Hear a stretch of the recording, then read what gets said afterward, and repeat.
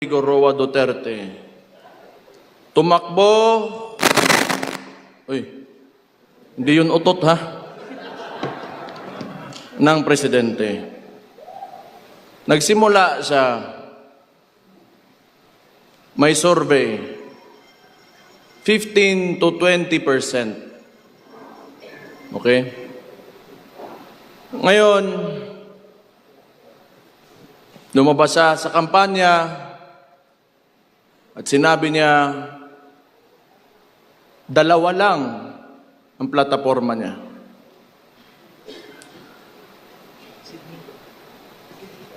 Drugs and criminality and corruption. Tatlo pala. Bobo ako sa mat eh.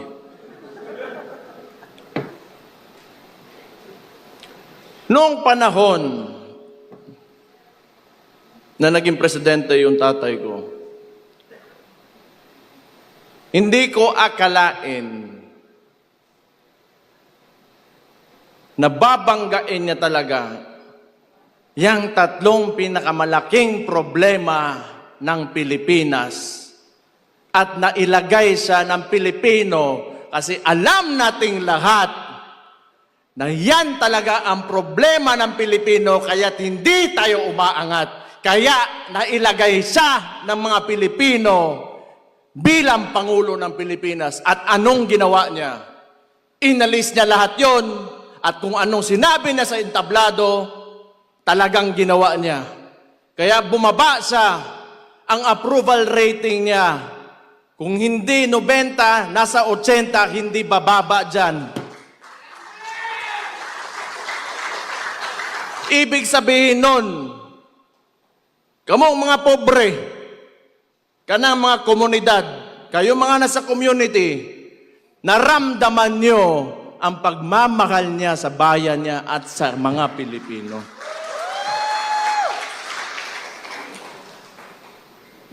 Ngayon, because my father, his core is a lawyer. He doesn't want to amend the Constitution, to change the laws or whatever to extend these terms. Because he respects the Constitution. Ngayon, tatanungin ko kayo. Kung kayo pagpipiliin ng panahon na yon, kung kayo lang, hindi galing sa kanya, itutuloy nyo ba yung termino niya? Itong si Marcos,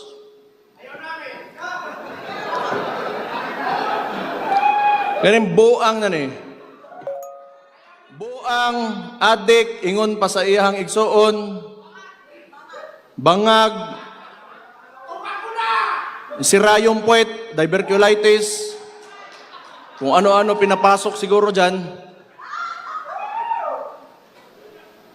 Ano achievement nito? Binalik yung droga, binalik yung kriminalidad, binalik yung korupsyon. At ngayon yung putang inang yan, gusto pa magpatagal ng termino niya. Magaling din. Sa kawalang hiyaan ang puki ng inang yan. Ganito kasi yan. Ang gobyerno, panahon ni PRD, dinicentralize niya, meaning power and influence hindi utang ina ng kabalo sa tawag ng English ang yawa. Hindi lahat nasa capital. So that, especially the budget, the allocations, lahat aangat. Etong si Marcos kasi, ito yung culture ng politika na galing pa noon sa mga Espanyol. May mga peninsulares, insulares, Indios. And yung mga kolonistang yan, the Spaniards, nung binigay tayo sa mga Amerikano hanggat sa nagkaroon tayo ng so-called independence, hindi nila inalis ng sistema na yan. Kailangan malayo ang wealth gap sa mga oligarko, pati sa mga maghihirap, so that they can control. They have control over everything. They have control over politicians. They have control over the economy. At sila lang mayayaman, wala silang kompetensya. Kasi hanggat sa walang umaangat na Pilipinong pangkaraniwang tao, wala silang kompetensya. And that's what they want to maintain. Unsay gibuhat ni Marcos? Ang ginawa ni Marcos, because PRD oppose this kind of political system, pinadala niya sa Netherlands, putang ina siyang gago sa.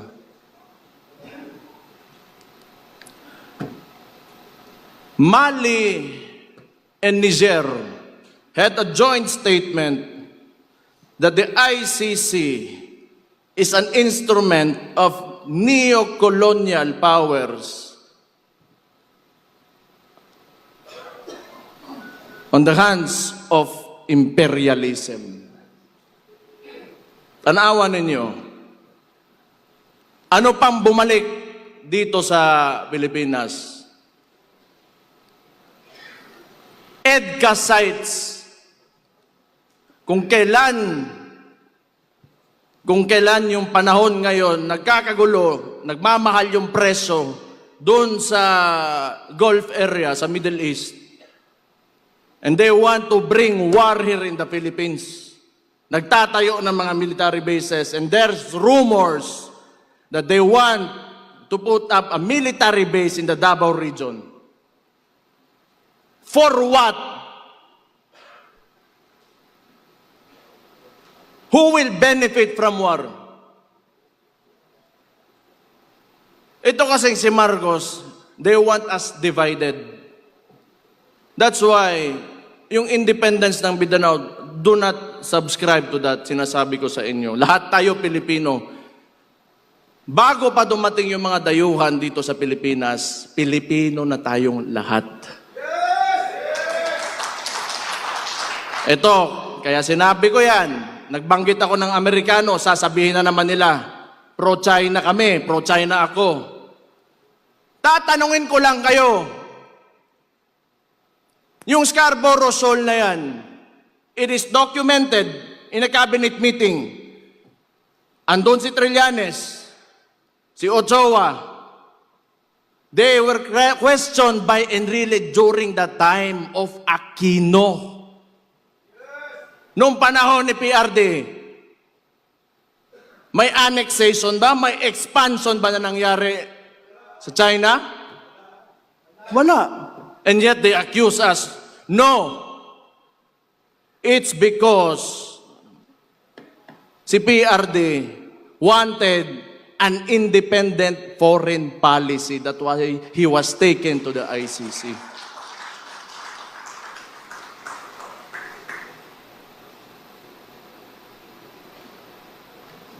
Muli na ta. Mga taga Davao Oriental direbe. Tingog mo. Oy. Del Norte. Barm. Allahu Akbar.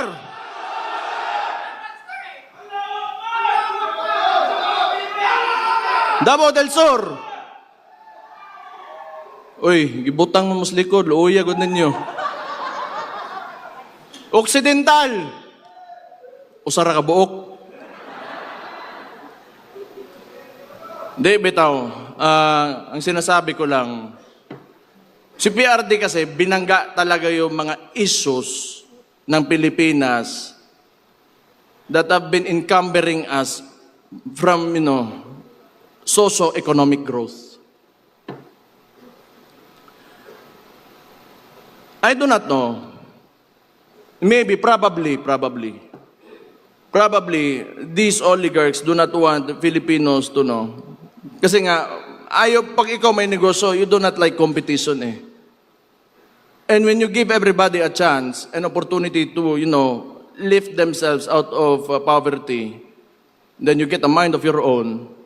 Tapos magkakaroon, they will speak against you and, criticize. Ayaw nila nun. They will not profit from it. So muna, katong na presidente akong amakan, muna suko kay na sila, galit sila kay PRD kasi siningil yung tax, pagbabayarin sila yung utang nila sa gobyerno. And for what? It's because so that money can be used for people. Tanawa karon. Hospital, PGH used to have 100 million a month.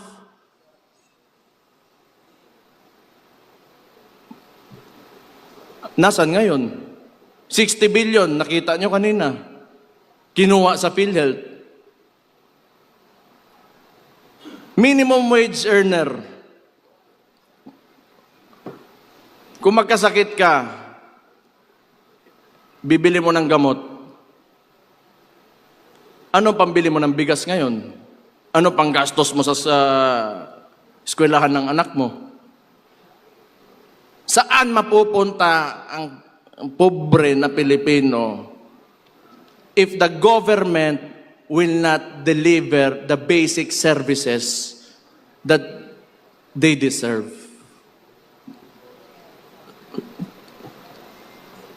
Do you think pag ito tuloy-tuloy pa rin, may bansa pa tayo? Do you think na we will have, our children will live in a future where they can live comfortably?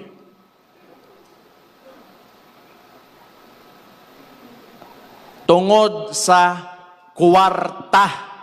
Putang ina ng butangan na, I hate that so much.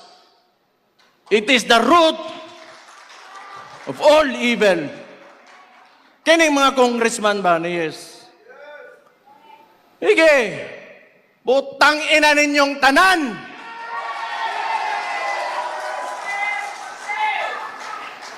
Kamo, musod mo politika, papasok kayo ng politika. Para mong kwarta lang. Bakit nandyan pa kayo? Bakit? You just want yourself to, you want everybody to see that you have a better house, a better car, you are richer than anyone else in your community? Yan lang? Para sa kinabukasan ng bayan natin? Utang ina, umalis na kayo dyan.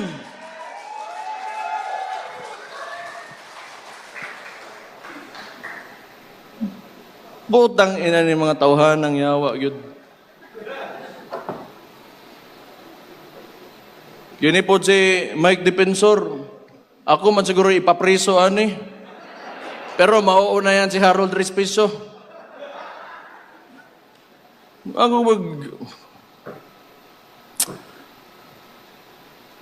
I'm really sick and tired of politics. Noon pa naman yan, before naging vice mayor ako. Isa pang binalik ng adik na pangulo na sabi ng kapatid niya, hindi, kailangan ko i-put into para sasabihin naman ni Matibag na, oy, sinabihan mo, adik, ikukulong ka, pusasan ka, pakyo ni mong buhanga ka.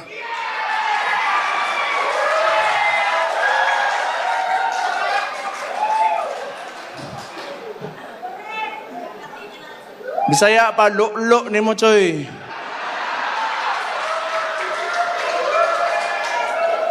Tama si Mike. This is not even a silent martial law. It is martial law without declaring it formally. Ang dami nang nakukulong, may mga kaso, and for what? Because they opposed, the actions of the administration. Why? Is that so wrong? Kung ikaw, Presidente, that would be good information for you to fix your country. Because it could be right. It could be good for the country. Bakit ayaw mo ng oposisyon? Bakit ayaw mo na pagsabihan ka kung ano yung nangyayari sa lugar mo? Kasi baka kasama ka talaga sa nakaw. At ano sinabi? Hindi naman tayo magtataka. Lumabas na nga si Martin Romualdez. That was actually an admission that there are anomalies in the preparation of the budget. Ang sinabi niya lang, hindi siya ang mastermind. And who is higher than Martin Romualdez? Sino susunod? Sino paperman ng budget? Ferdinand Bongbong Marcos Jr. Adik Bangag. Sabi ng kapatid niya,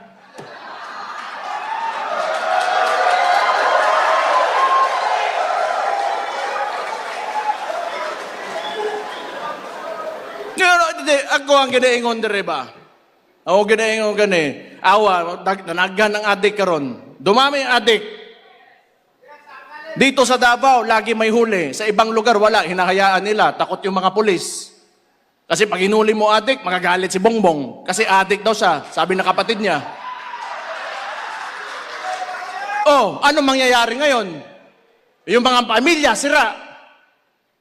Breadwinner, yung tatay. Pag nagsabuyan, wala na, sira ulo, ayaw magtrabaho, bubugbugin yung asawa. Ano mangyayari sa household? Wasak yung pamilya, yung mga bata, saan papunta? Hindi papasok ng paaralan. Yung community, yung mga barangay dyan, apektado. Sino nagbabayad ng buwis?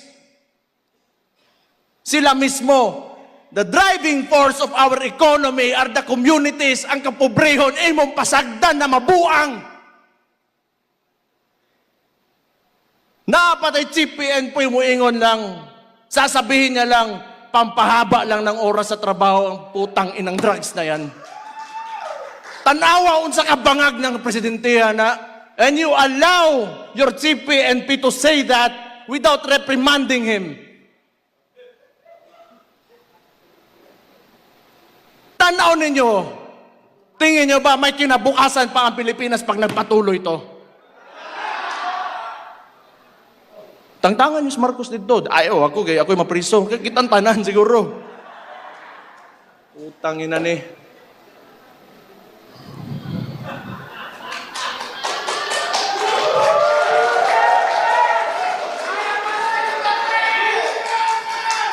Kini ba?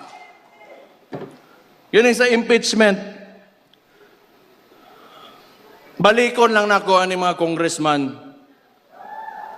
Ako, believe ako doon sa, how many do we have who said no? 25? Give a round of applause to those people.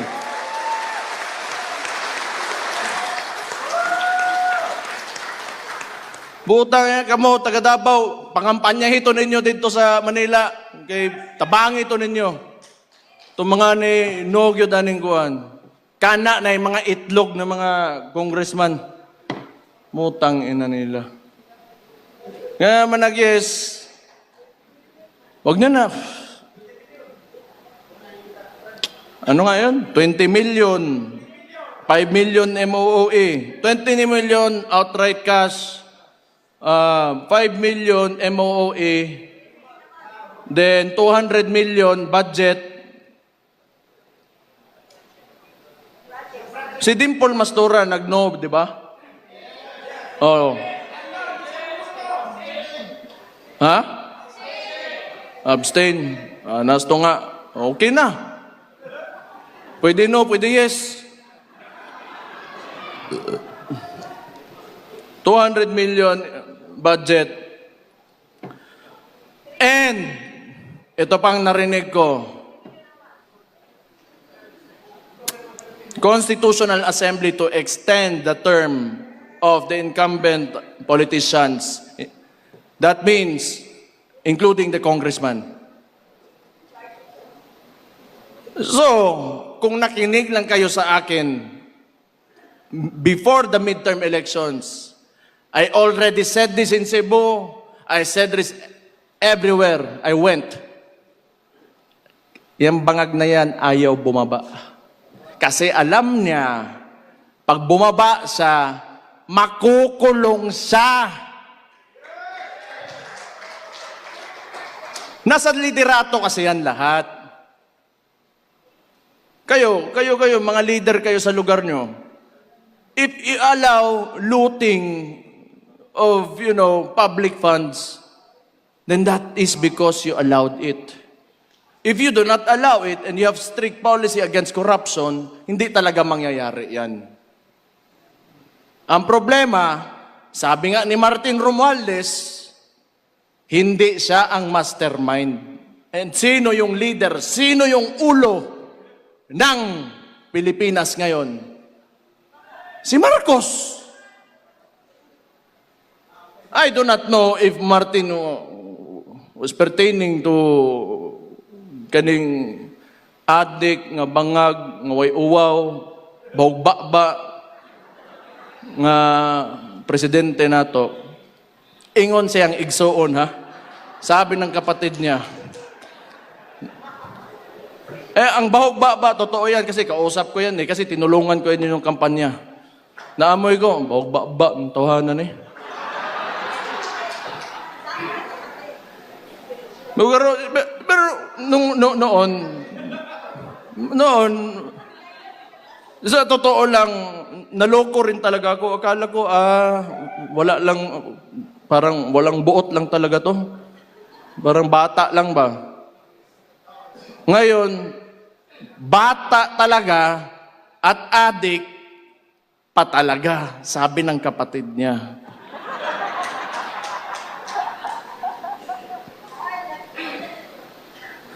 Pero, kapoy kayo si pangaway, Di, manggod, ganang ingani ba? Kita, daghan mo mong politiko dire, daghan siguro marami tayo mga aspiring politicians dito. Kailangan nyo magsakripisyo. Kailangan ninyo buhian ang inyong attachment to material needs, money and material needs. Attachment to power, attachment to... kasi hindi talaga aangat yung bansa natin if we go into politics para lang sa sarili natin. Okay lang. O ihatag, ibigay ng Diyos sa iyo, ihatag sa Ginoo sa imuha, nga musaka kasi imong kinabuhi in whatever way. Maayo, og naa, maayo, og wala, o kirabod. Pero do not ever forget the people around you that voted for you.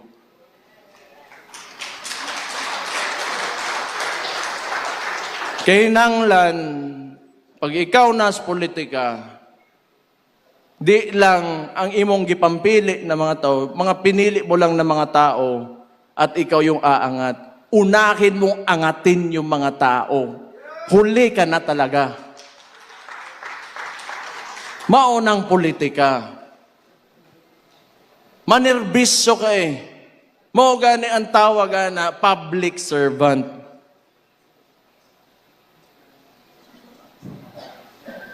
Ako, honestly, kapoy naman ko. Kapoy na ko ba? Kung naay mo pilde sa kuadres Davao, di okay. But pasabot, mas maayo na siya nga tao na ako. Kay, I do not want to work in government for a president na ganito. Because nothing is happening. The people are suffering more and more. And I do not want to be a part of it.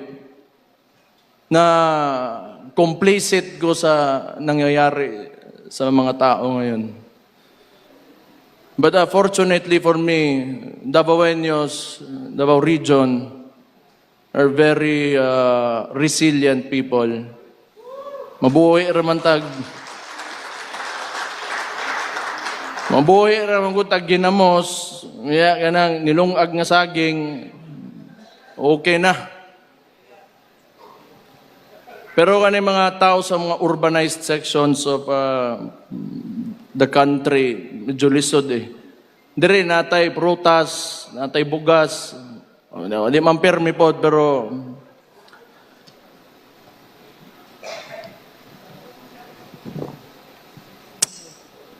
huna-hunaan ninyo.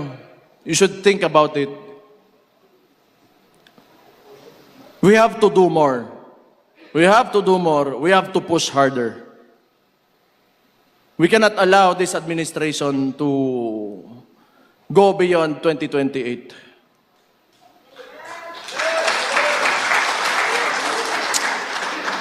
Ganito yung structure nila eh. So ngayon, they are supporting the left, the extreme left, mga makabayan, the NPA, because, and probably, coming from the statement of Marbil, that drugs is only to extend the work hours of people. That's why they are lenient on these groups and individuals, because yun lang ang allies nila.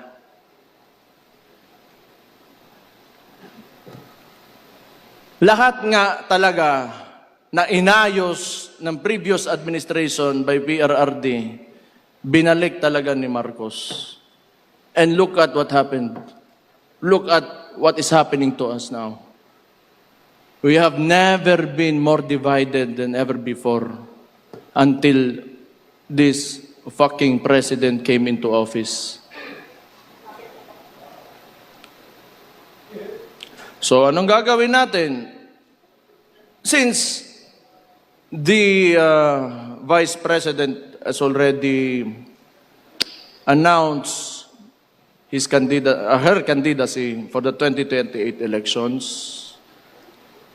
ngayon pa lang, magsisimula na tayo.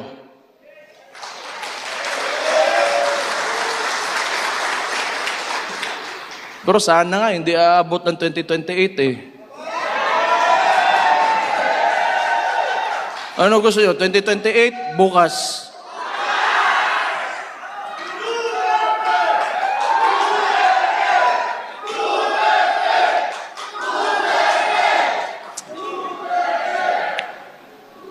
Kana, naaginas inyo hagyod. Tanaw ninyo, ako'y pangutan na sa inyo, kita mga kabisayaan ba? Kunaan ng Malacanang dire, humana ni ugma, no?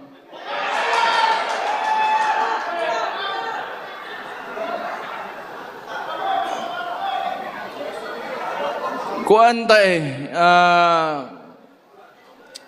we are restrained by geography. Archipelago manggod ta, manglupad pa ta dito Manila, pero I do not know. Pero kamulo mo, unsa ka bugo gini si Marcos ba? Bugo gyud, bisag unsa bugo gyud. Ana. Bugo gyud.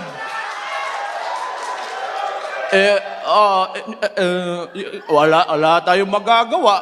Oh. Pag may nangyari, wala tayong magagawa. Kaya natin panyo. Limpyo tayo ng white powder dire. Usa mo na chinchanso? Ilong.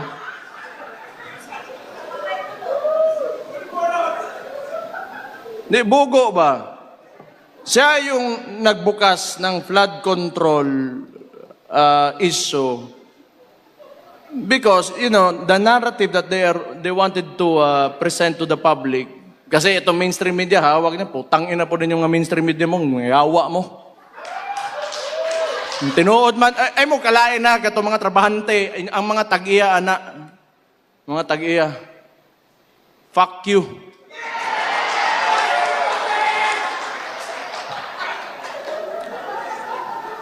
So they wanted to, you know, form this narrative that Bongbong Marcos is the savior. So PowerPoint pa, nga murag kinsang maestro ang gago. Oh, these are the contractors that, had ghost projects. Contractor? O ikaw? Nga na ka, utang ina, scammer. Scammer ng tawhana gyud, scammer gyud.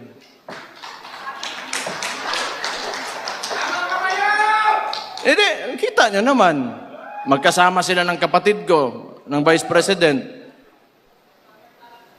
Ito lang yung, I want to put out this argument ba. They started destroying the reputation of the Vice President with the 125 million confidential funds. But how much have we lost? How much money have we lost in the flood control projects? More or less $2 billion. And now they want to impeach the Vice President? Sige, sabihin na natin na totoo yan dalawa. Just to be objective about the issue. 2 billion against 125 million, who will you impeach first? Putang ina ng gago. Anyway, optics kasi yan. And when 120 billion wasn't enough, ginawa na nilang 6 billion, they added more figures to it. Yan, gago na mainstream media yan. Yan yung ilalabas nila. So that people, they want to influence the people. Because mainstream media is stitched with pop culture. And people do not, are used to looking at mainstream media and pop culture. Kaya yung tao, nagugoyo ng administrasyon na to kasi hawak nila yung media eh. So anyway, alam ko naman, isa-splice pa rin nila yung sasabihin ko. But again, fuck you.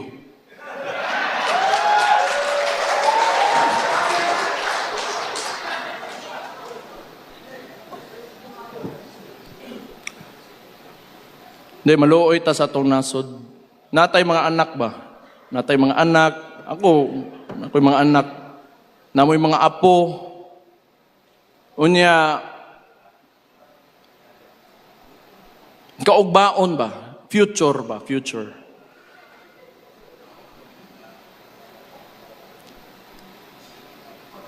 Hindi, ayoko yung mga anak ko na maglalakad. If they had to walk, around the city or out on the streets and they get mugged, hold upin sila. Or maybe some people will entice them to do drugs with them. Job opportunities are scarce. Wala silang papupuntahan. May natapos pero walang trabaho. Because of mismanagement of this current government. So ang tingin ko, 2028 man talaga ang... It really depends on how you would approach the situation. If we see a lot of people, who want to, take Marcos out of office, then that could happen. But if not, there is 2028.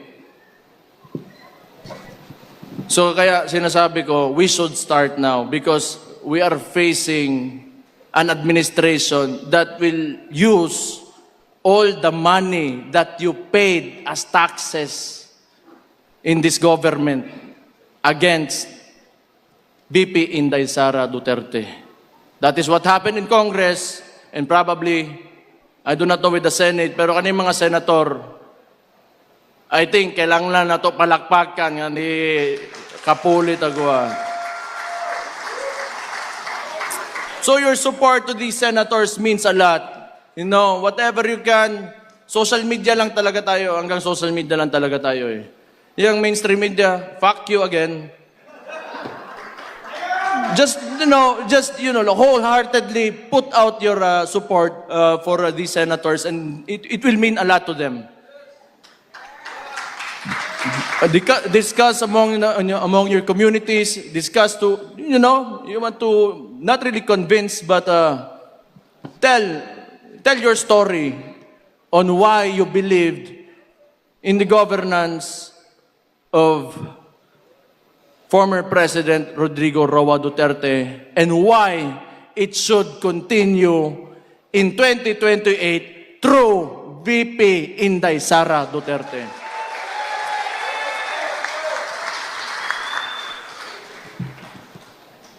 Mag-uulta sa atong kaugmaon, good. Sayang, manggod. Sayang.